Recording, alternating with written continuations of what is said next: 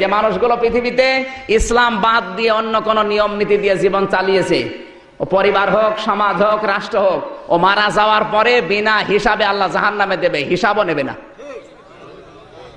এই হাদিসটা একটু বাংলাদেশের সাথে মিলান, আমার সাথে আপনার সাথে মিলে যাবে অধিকাংশগুলোই। আমি আর নিচে নামলাম না, এরপরও যদি কেউ না বোঝেন আমার কিছু করার নেই। আল্লাহর বন্ধু থাকবেন আর ওই কাজ করবেন, আল্লাহ বন্ধুত্ব হিসাবে রাখবে না, ডিলেট করে দেবে। আল্লাহ রাব্বুল আলামিন ঈমানদারকে ডাক দিয়ে এবার ঘোষণা দিচ্ছেন, ইত্তাকুল্লাহ, আমি আল্লাহকে ভয় করো। খুব শর্টে বলছি, খেয়াল করে শোনেন। ভয় করার কথা বললেন কাকে? এই শব্দটা নিয়ে আজ ভেজাল। সারা পৃথিবীতে আমি যতগুলো রাষ্ট্রের খবর জানি, প্রায় 228টা, সারা পৃথিবীতে অধিকাংশ রাষ্ট্রে এই তাকওয়া নিয়ে ভেজাল। আগে ভেজাল ছিল জিকির নিয়ে, ওটা এখন কেটে গেছে আস্তে আস্তে। এখন ভেজাল তাকওয়া নিয়ে।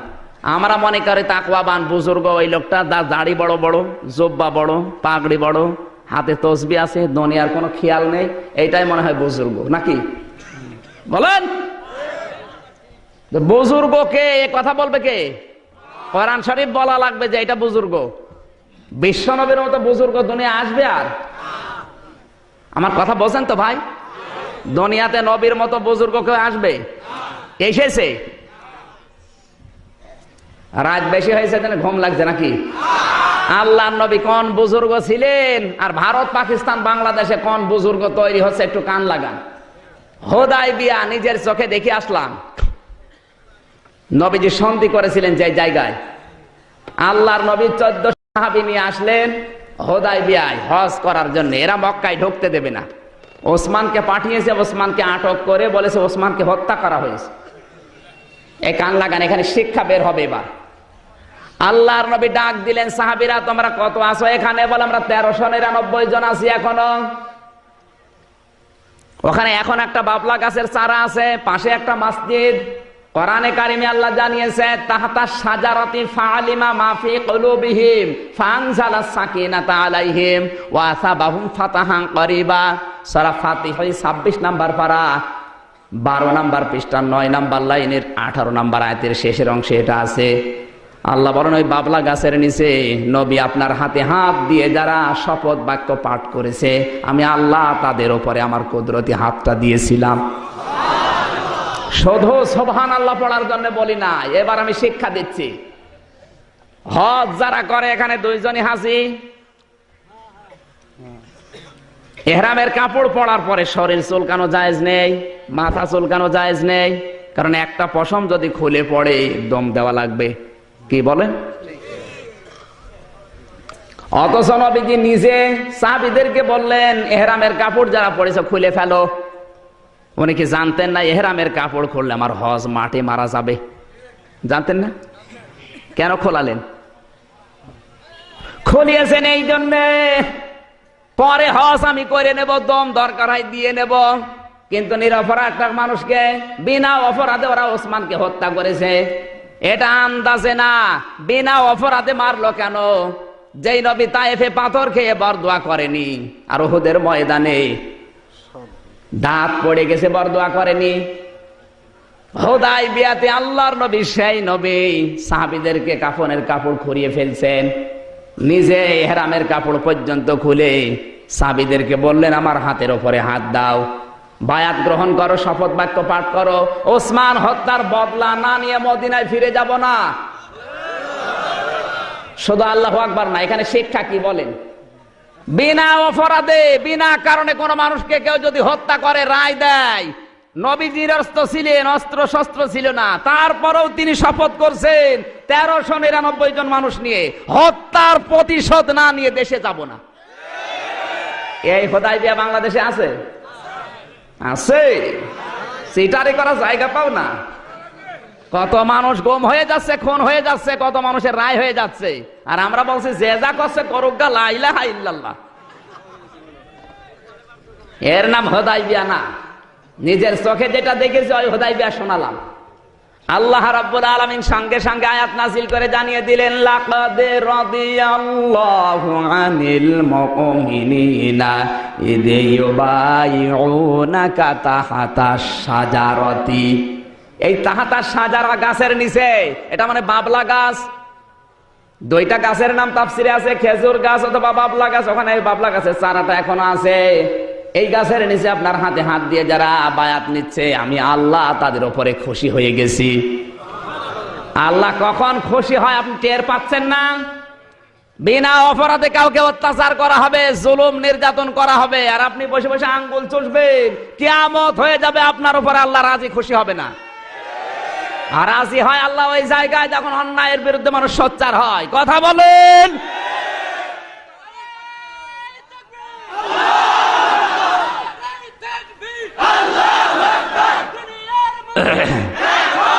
হ্যাঁ, বসেন।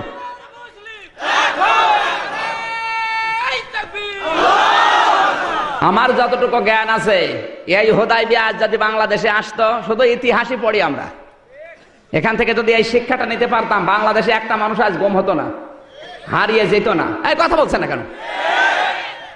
একটা কথা যদি আপনি ভুল প্রমাণ করতে পারেন, গ্যারান্টি দিয়ে যাচ্ছি, চ্যালেঞ্জ দিয়ে যাচ্ছি, কোনোদিন আর কথা বলবো না। আমার বয়স অল্প, লেখাপড়া যা ছিল বাংলাদেশে একেবারে কম করি নাই। আমি চ্যালেঞ্জ এমনিতেই নাই। 42টা তাফসিরের মতো তাফসির আছে বাংলাদেশে প্রায়। আমি কওমিতে পড়েছি, আলিয়ায় পড়েছি, বিশ্ববিদ্যালয় শেষ করেছি। এখন ডক্টরেট করার জন্য সার্টিফিকেট জমা দিয়েছি। মনে করছেন হুজুর ছোট, যা বলে বলো। আপনি মিলান তো, একটা কথা ভুল প্রমাণ করতে পারেন কিনা? কোন আলেম নিয়ে আসবেন, নিয়ে আসেন। আর যদি প্রমাণ করতে না পারেন ভুল, তাহলে আপনার মেনে নেওয়া লাগবে। কি বলেন? আর যদি মেনে না নেন, বেকারে মাহফিল দিয়েছেন কোন কারণে? লোক দেখানোর জন্য? তাহলে এখন থেকে সিদ্ধান্ত নেন, এলাকায় যদি কোনো অন্যায় অবিচার, সে একজন হোক, কিছু যদি হয়, সোচ্চার হওয়া লাগবে। নবীজি সোচ্চার হয়েছেন, জীবন দেওয়ার জন্য 1399 জন মানুষ প্রস্তুত। ওরা ভয়ের চোটে ওসমানকে ছেড়ে দিয়েছে। আজ বাংলাদেশে যদি আমরা এরকম কিছু করতে পারতাম, রাম বাম উল্টা পাল্টা পথ দিয়ে পালাতো। বুজুর্গ হয়ে বসে আছে। নবী ছিলেন বুজুর্গ, এর নাম বুজুর্গ। এ বুজুর্গ এখন দেশে আছে? বুজুর্গ হওয়ার জন্য 2 নাম্বার লক্ষণ হুদায়বিয়া থেকে দেখলাম অনেকগুলো জায়গা আছে এখনো মার্ক করা। আল্লাহর নবী ডাক দিয়েছেন সাহাবীরা, ওসমানকে ওরা ছেড়ে দিয়েছে ঠিক, কিন্তু রাতের বেলা আসবে। যুদ্ধ একটা কৌশল, প্রতিপক্ষকে ঘায়েল করার জন্য বিচক্ষণতা অর্জন করা লাগবে, বিভিন্ন সাইড দিয়ে ভয় দেখানো লাগবে, ওদের অন্তরে ভীতি সৃষ্টি করা লাগবে। এই জন্য তোমরা পায়খানা বানাও কম আর চোলা বানাও বেশি। গভীর রজনীতে 2 জন গুপ্তচর এসেছে, এসে দেখে শুধু চোলা। মানুষ 1400 বানিয়েছে, 14,000 চোলা। ওরা কয়েক হাজার গোনার পরে বছর দরকার নেই, চোলায় যদি হয় এত, তাবুর ভেতরে মানুষ আছে কত, ফিরে গেছে ভয়ে। ডাক দিয়ে বলে, নেতা আবু সুফিয়ান, পারলাম না মানুষ গণনা করতে। বলে কেন? চুলা যত 2-3 হাজার গোনার পরে আর গণনা করতে পারলাম না। কি করা যায়? এবার যাও 2 জনকে, তোমাদের পাঠালাম মানুষ গুনতে, তোমরা চুলা গুনেছো। সকালবেলা এসে দেখে এক একটা পায়খানার সামনে প্রায় 150-200 মানুষ। নবীজি জানিয়েছিলেন মানুষ 14,000, পায়খানা বানাবো 14টা। ওরা এসে পায়খানার লাইন গুনতেছে, 2-3 লাইন গোনার পরে বছর দরকার নেই। পায়খানায় যদি এই মানুষের লাইন হয়, তো তাবুর ভেতরে কত। ভয়ে চটে গেছে, দৌড় দিয়ে চলে। আল্লাহর নবী কথাটা বললাম কেন? এই কান লাগান। নবীজির বিচক্ষণতা ছিল, নবী বুদ্ধিমান ছিলেন, আল্লাহর নবী দূরদর্শিতা ছিল, আল্লাহর নবী সমরবিদ ছিলেন। প্রতিপক্ষকে ঘায়েল করার জন্য বিভিন্ন কৌশল অবলম্বন করা লাগবে। আজ পৃথিবীর সব জায়গা রাম আর বামদের হাতে। এদেরকে ঘায়েল করার জন্য, এদেরকে দুর্বল করার জন্য কিছু আমাদের হাতে নেই। এই যে স্যাটেলাইট গুলো একটা আমাদের হাতে আছে, ওরা যেটা নিয়ে আমাদের চরিত্রগুলো ধ্বংস করে ফেলছে। আজ ফেসবুক যারা ব্যবহার করে, ইন্টারনেট যারা ব্যবহার করে, ইউটিউব, ম্যাট, ভারত থেকে আসা ওই পিন আপ করা পত্রিকাগুলো, ভারতের ওই 36টা চ্যানেল সহ সব কিছু ওদের হাতে। আর আমরা বলছি সব হারাম, আমরা আছি লা ইলাহা ইল্লাল্লাহ নিয়ে। আপনি যদি এই লা ইলাহা ইল্লাল্লাহটা প্রতিষ্ঠা করতে চান, প্রচার মাধ্যমগুলো দরকার আছে না নেই? আল্লাহর নবী যেদিন নবুয়ত পেয়েছিলেন, সাফা পাহাড় তো নিজের চোখে দেখলাম, বিশ্ব নবী ওই পাহাড়ে উঠে লাল কাপড় উড়িয়ে দিলেন। তার মানে ওই সময়ের প্রযুক্তি, ওই সময়ের স্যাটেলাইট ছিল লাল কাপড়। কেউ বিপদে পড়লে লাল কাপড় উড়িয়ে দিত। মানুষ মনে করত লোকটা বিপদে পড়েছে, সবাই আসতো। আল্লাহর নবী যদি ওই সময়ের প্রযুক্তি ব্যবহার করে কালেমার দাওয়াত দিতে পারে, আজও বাংলাদেশে পত্রিকার মাধ্যমে, ইউটিউবের মাধ্যমে, স্যাটেলাইটের মাধ্যমে, প্রযুক্তির মাধ্যমে কোরআনের দাওয়াত প্রচার করা ফরজ। আর উনি হারাম হারাম হারাম করতে করতে নিচেও হারাম হয়ে গেছে। কাবা শরীফের ইমাম আব্দুর রহমান সোদাইসির চাইতে কি আপনি বড় হুজুর?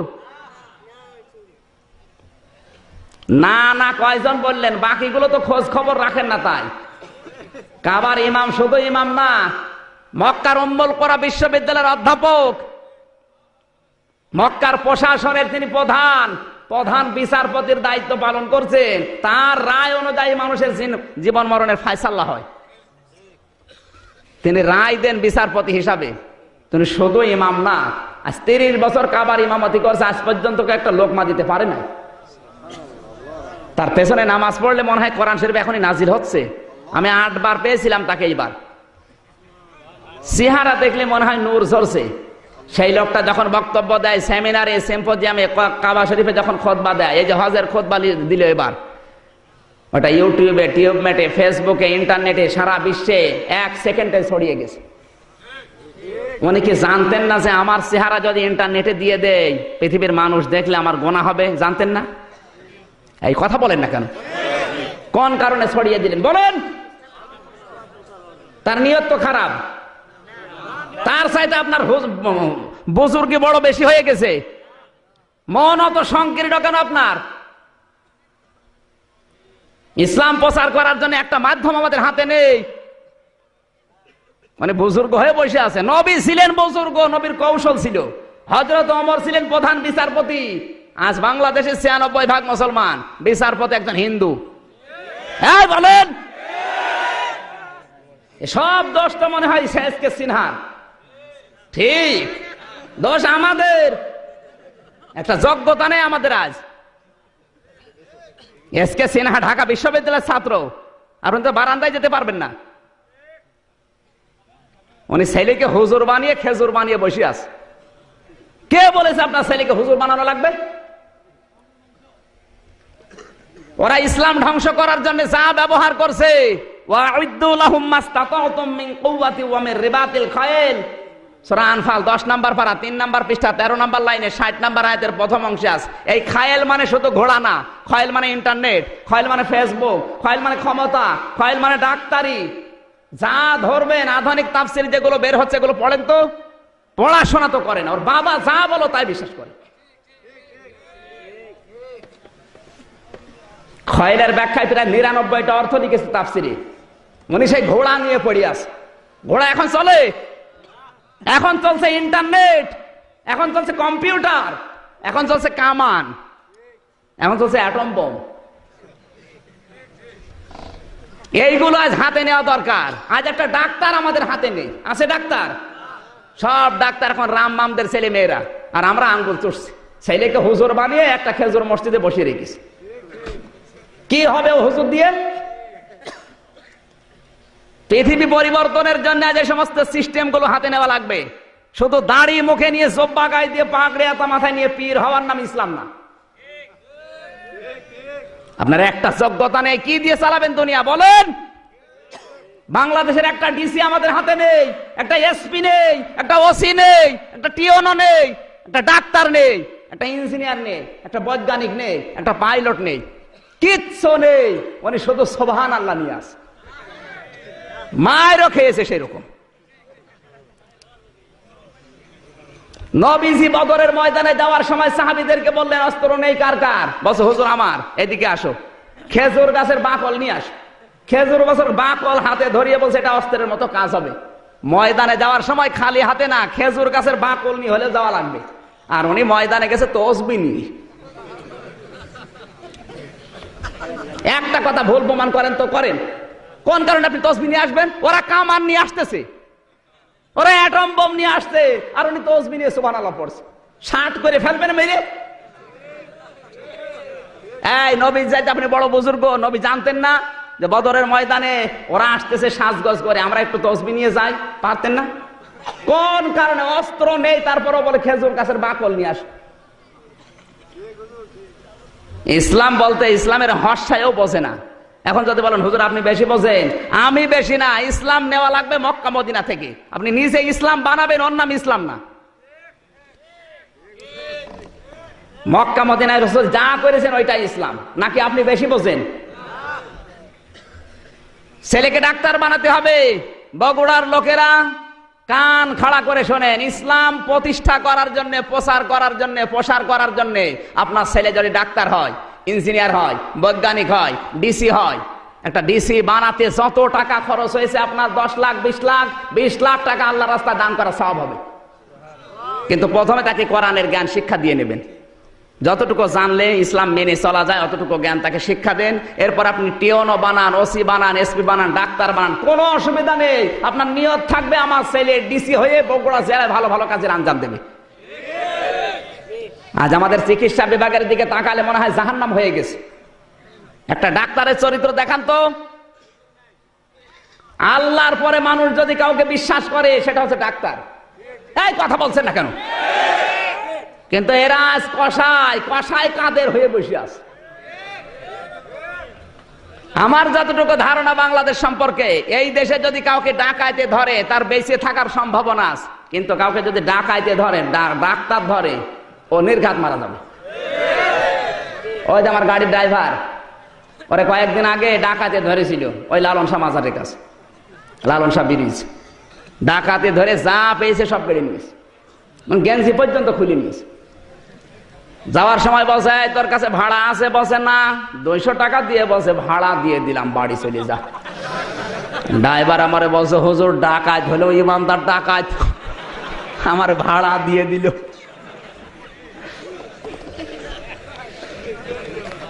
আর একটা ভালো মানুষ নিয়ে যান ডাক্তারের কাছে, পেট কেটে খুঁতো করে দেবে। চাটি বাটি ঘটি বাটি বিক্রি করে নিয়ে যাবেন, সব তো নেবেই নেবে, বাড়ি আসার সময় ভাড়া দেবে। কারণ ডাক্তার তো ওই রকম ডাক্তার বানাতে পারি না। আজ ডাক্তার গুলো যদি আমরা তৈরি করতে পারতাম রাজশাহীর ডাক্তার ফাতেমা সিদ্দিকার মতো, ফরিদপুরের ডক্টর শাহিন জর্দারের মতো, চট্টগ্রামের ডক্টর আব্দুল মুবিনের মতো, এই সমস্ত ডাক্তার উপহার দিতে পারলে চিকিৎসা বিভাগ হয়ে যেত দুর্নীতিমুক্ত। আর এমন ডাক্তার পেয়েছি, হাত ধরার পরে 1000 টাকা বিল, 5টা রিপোর্ট, কোন জায়গায় দেখাতে পারবা না, আমার জায়গায় দেখি আবার নিয়ে আস। এইরকম ডাক্তার আছে না? আছে মানে ডাক্তার না, ছেলে কার আপনি হিসাব করে দেখেন, ওর বাবার আমার বাম। এই জন্য বলছি শুধু হুজুর বানানোর দরকার নেই, কোনো দরকার নেই হুজুর বানানোর, হুজুর অনেক আছে। আজ পৃথিবী পরিবর্তনের জন্য ভালো মানুষ দরকার। ওরা যেইটা ইসলামের বিপক্ষে কাজে লাগাচ্ছে ওইটাকে ইসলামের পক্ষে উল্টিয়ে কাজে লাগাতে হবে। এই স্যাটেলাইট, এই মিডিয়া, আপনি ডাক্তারি বিভাগ বলেন, ইঞ্জিনিয়ার বলেন, বৈজ্ঞানিক বলেন, পাইলট বলেন, সব জায়গায় এখন ওরা 2 নাম্বার করে ফেলেছে। আমরা যদি এখন উল্টিয়ে ওইটা ইসলামের পক্ষে কাজে লাগাতে পারি, ইসলাম উপরে উঠবে না নিচে নামবে? এই সহজ সহজ কথাগুলো বোঝেন না কোন কারণে? আপনি তাকওয়া অর্জন করে বসে আছেন, ওর নাম তো তাকওয়া না। নবীজির কৌশল ছিল, আপনার কিচ্ছু নেই, তাহলে নবীর চাইতে আপনি বড় বুজুর্গ? এবার আমি হাদিস দিয়ে বলছি তাকওয়া কাকে বলে। কষ্ট হচ্ছে? 2টা বেজে যাচ্ছে, তা মানুষের কষ্ট হচ্ছে না? মানে তাকওয়ার যতগুলো অর্থ আমি দেখেছি, এই কান লাগান, তাকওয়ার যতগুলো অর্থ আমি দেখেছি, তাকওয়ার 1 নাম্বার অর্থ একটা একটা করে আমি 99টা বলছি। এই কান লাগান না, আপনাদের মন নেই? এই ওঠাউঠি করে এরা কারা? পেশাব করবে, পেশাব বাদ দিয়ে অন্য কারণে ওঠে, ওর খবর আছে।